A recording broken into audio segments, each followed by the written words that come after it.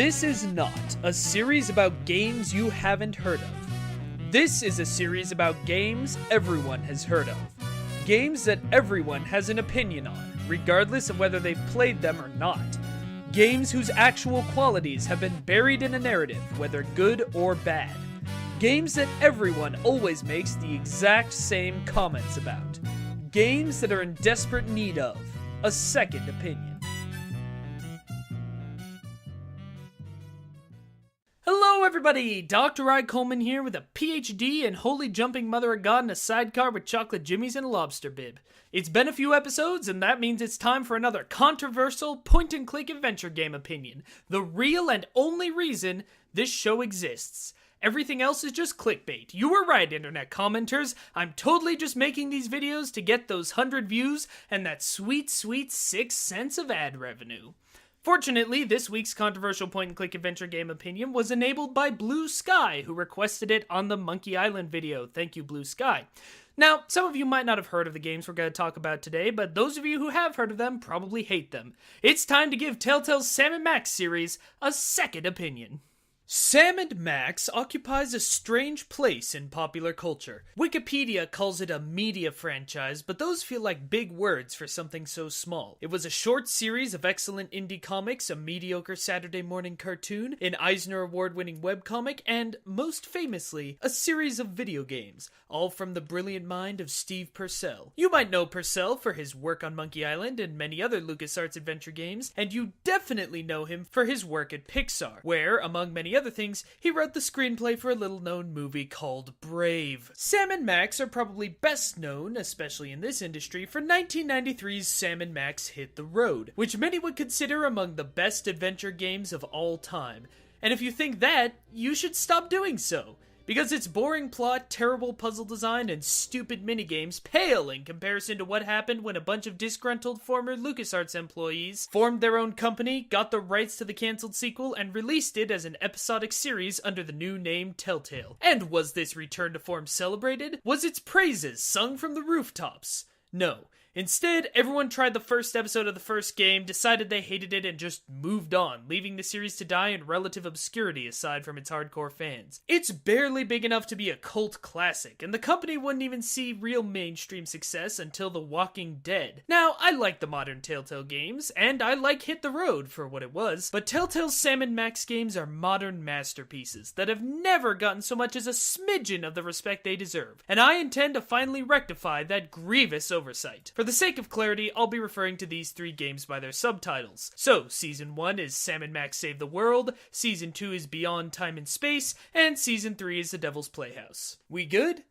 We good. Now, I'd like to spend this video talking about all the things these games do right, so I'll get all the criticisms out of the way first. Yes, the first game in particular looks a lot like a budget project, which is because it was a budget project. It was a new studio's first game of any note. So yes, the audio quality isn't great, and yes, the leap from Hit the Road's gorgeous pixel art to Save the World's low detail polygon modeling is a bit jarring. But is that what matters? Because everyone still loves Grim Fandango, and that game looks and controls like dog vomit, with the caveat that dog vomit probably has more polygons and better animations. Graphics are not what make games great, and that's especially true of point-and-click adventures, which are first and foremost about the story and world. Also, yes, I will be the first to admit that the Sam & Max games are not perfect. With 16 episodes spread across 3 seasons, how could they be? In particular, the second episode of Season 2, Mo' I Better Blues, is a boring episode with frustrating puzzles based on a dumb premise. And if it wasn't necessary for the story, I'd suggest people skip it entirely. There's missteps, occasional episodes whose writing could be tightened up. Sure, there's issues. But what game doesn't have a few lingering issues? Nothing these games do wrong is so egregious a sin to deserve the critical poo-pooing they received. And everything these games do right, they do so right that I really do feel justified using the term masterpiece. You see, Sam & Max is a very difficult franchise to get right. If you're not familiar, the titular characters are a 6-foot-tall dog in a suit and a hyperkinetic rabbity thing, respectively, who act as the self-styled freelance police, solving crimes only with a blunt end of justice and a pinball-like stream of consciousness. A big part of the series' appeal comes from its surreal sense of humor and nonsensical quote-unquote world building, but when other writers try to copy Steve Purcell's work, they often get it wrong. As those of us on the internet learned in the dark days of the early 2000s, just being random is neither funny nor compelling. Something like Kung Fury works as a 30-minute short, but it would be torturous if you stretch it out to a feature-length film. What makes Sam & Max truly special is that it's based around two very likable, well-written characters, and that the cases they solve, while ridiculous, are usually genuinely interesting. Making a 6-foot-tall dog in an ill-fitting suit funny is easy. Making you care about him? That's hard. Doing both feels like nothing short of a magic trick. The best part of the comics isn't when Sam and Max foil a fish-headed mobster's evil plan with the help of a diaper-wearing chimp commando, as awesome as it is that I just got paid to say that sentence. It's when, in the middle of an otherwise madcap adventure, Sam thinks that Max may have died, and there's this 2-page spread where the constant dialogue is replaced by silence as he mournfully scoops up the ashes. Even though it ends up leading to more ridiculousness when Max astral projects into one of his fingers and the banter starts right back up again, that moment is powerful, and it's actually given the room to breathe and the caliber of writing needed to make it feel like it's a natural part of the story, rather than just another lost.jpg. The Telltale games get this. Hit the Road is fun, but it has the same problem as Day of the Tentacle, which I covered on a previous episode. People give it credit for having a great story when it's really little more than a silly cartoon. A fun cartoon, sure, but it's not like you actually cared about Bruno the Bigfoot. Conversely, well, let's start with Save the World. There's no denying that the first Telltale game is the weakest of the 3 entries, and it's part of the reason so few people have actually played the later games, but it's still a damn sight better than people give it credit for. Part of that's because what Telltale used to be really good at back in the day was understanding how to work around their budget. Because the Telltale tool limited the number of side characters they could actually physically have in the game, they had to make sure that the recurring cast was funny, likable, and put to good use. Similarly, even though most of your time is spent in the same handful of locations, they use clever tricks to make the world feel much bigger than it actually is. For example, the 5th episode takes place in a virtual reality simulation, which lets them reuse the same city streets you've walked 1,000 times before by now, but with a digital coat of paint. And because the writers are able to get a lot of mileage out of that concept, with lots of jokes and new puzzle mechanics stemming from the fact that you're in a simulation where anything is possible, it doesn't feel like a cheap ploy. The result is that not only does Save the World go to bigger and funnier places than Hit the Road, but it also feels more grounded. You have time to actually get to know the characters you're interacting with and to feel invested in their stories. It's not just a photo slideshow of interesting locations populated with one-joke characters you'll never see again. Plus, unlike Hit the Road, Save the World introduces an overarching story about a mind control conspiracy that turns out to be the handiwork of one of the most compelling and hilarious villains in adventure game history, bar none. It's a strong first season, but Beyond Time and Space is even stronger. Telltale's bigger budget meant that they could go to more locations, but they still kept that all-important groundedness, sticking with the core cast they established in the first game while introducing enough new characters to keep things interesting and fresh. A throwaway joke about Sybil and the severed head of the Lincoln Memorial going out on a date in the first season becomes a brilliant ongoing side plot in the second. Minor characters from the first episode of Season 1 become the linchpin of Season 2's overarching plot in a twist worthy of M. Night Shyamalan. That's good M. Night Shyamalan, not recent M. Night Shyamalan. And a weird running gag about mariachi singing at people's birthday parties spirals into probably the most inventive time travel plot any video game's ever attempted. It might sound ridiculous, but it works, in part because everything's so well written, but also because the previous game actually took the time to establish these characters and make you care about them enough that you're interested in these ridiculous revelations. And then there's the third game, The Devil's Playhouse. It's a game so maligned, so ignored, and forgotten by games media as a whole, that the Wikipedia page for it doesn't even have a reception section. And that should be seen as nothing less than criminal, because The Devil's Playhouse is without question or hesitation the finest point-and-click adventure game I have ever played. I'm not joking. And I'm not exaggerating for the sake of playing Devil's Advocate. Devil's Playhouse is number 1. In many ways, it's a departure from the previous 2 games. The little office complex that was a focal point of Save the World and Beyond Time and Space is largely abandoned. Instead, every episode takes place in a different set of locations. What's more, a lot of the series' recurring characters don't return except to play some minor parts in the grand finale, although those minor parts are all amazing. It expands the universe in ways no Sam & Max property has before or since, taking the vague undercurrent of supernatural supernatural power that's always run through the franchise, and the infrequent jokes about Max being psychically gifted, and turning it all into a compelling and brilliantly realized mythology. It's an adventure that's bigger and better than ever, but also feels like the most emotionally intimate, as it focuses inwards on the relationship between our titular heroes and what,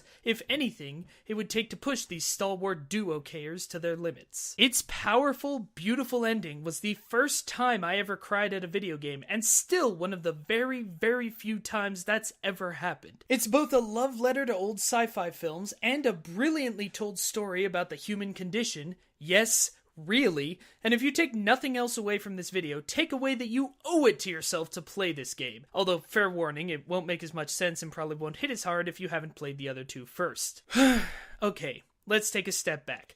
I'm a critic. I overanalyze things. It is quite literally what I'm paid to do. And I really, really love The Devil's Playhouse. But there's something important that we're overlooking here. And that's that the Sam & Max games do all of this while still being goofy, lighthearted fun. I know some people don't like the puzzle solving in these games because they're a lot more simplistic than the LucasArts Classic Collection. The last episode of the third game in particular feels very much like a precursor to the limited interaction of Telltale's recent output, but I really don't think that's a bad thing. I mean, Hit the Road may have had harder puzzles, yeah, but they were only harder in the sense that no human being could reasonably be expected to solve them. I mean, really, that magnet hand thing was just not on. If you want challenging puzzles, go play The Witness or something, nerd. Sam & Max isn't about puzzles, not really. It's about comedic storytelling. Frustrating, poorly designed puzzles get in the way of that. Lightweight puzzles, on the other hand, enhance that. Because even if the puzzle isn't particularly fun, at least it's over quickly. And the Telltale games actually have some really imaginative puzzle design when they're at their best. Stuff like trying to act out a scene in a sitcom with room for the advertising break, or A Christmas Caroling Santa Claus himself, or the brilliant time-jumping mystery on the Disorient Express, where you have to play the story out of order to get clues for the present from the past and future. The Telltale Sam & Max games are everything traditional point-and-click should be, and so seldom are. They tell serious, engaging stories that also manage to be laugh till your sides hurt funny. Their storytelling enhances their puzzles and vice versa. They're never frustrating or confusing, and while they occasionally sacrifice their challenge for that fact, it's the better side to err on. Sure, they've made a few missteps along the way, but there's absolutely no reason for them to be as looked down upon as they are. At the end of the day, they're just plain fun.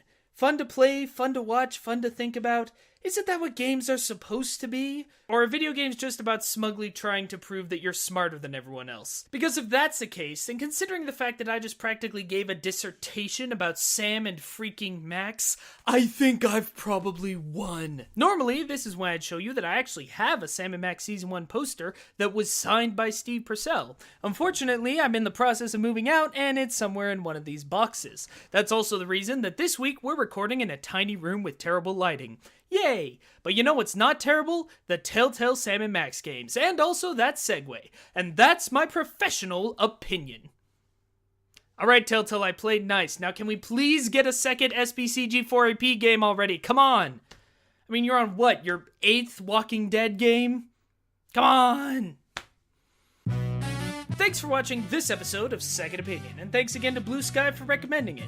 If you have a game you think needs a second opinion, be sure to let me know in the comments, and there's a good chance your idea will be covered on the show just like theirs was. New episodes go up every Friday night. If you want to see more work from me and the rest of the talented Hey Pro Player team, be sure to subscribe, follow us on Twitter, or check out HeyProPlayer.com, where I do a lot of reviews. If you know someone you think would like the show, please tweet about it, or share it on Facebook, or just spread the word.